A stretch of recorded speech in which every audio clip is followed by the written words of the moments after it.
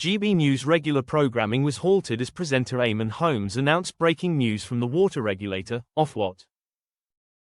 GB News breakfast show was interrupted for breaking news after the water regulator, Ofwat, announced major fines to the UK's biggest water company, Thames Water.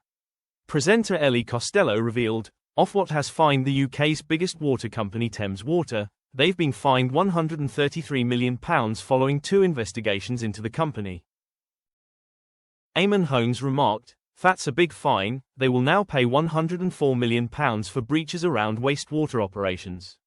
He added, "This is the largest single penalty Ofwat has ever issued and I think there'll be a lot of applause for it."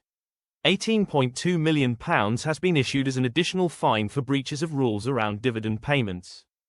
As Eamonn commented, Interesting, Ellie shared, "I think that'll be welcome news to many people who've been aghast by the scenes of Thames Water and after companies in this country."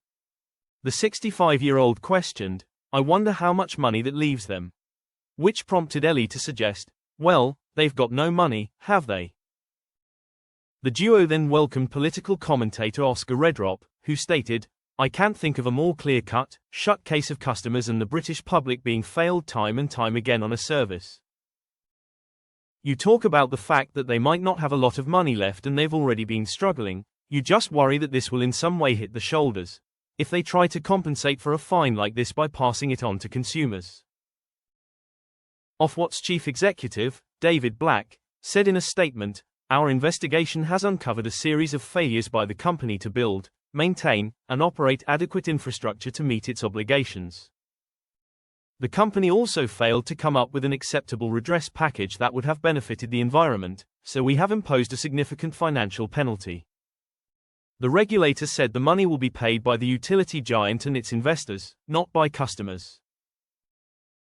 Water companies have faced an influx of public outrage over the extent of pollution, and the lack of investment in water infrastructure, rising bills, high dividends and executive pay and bonuses at privatized water firms.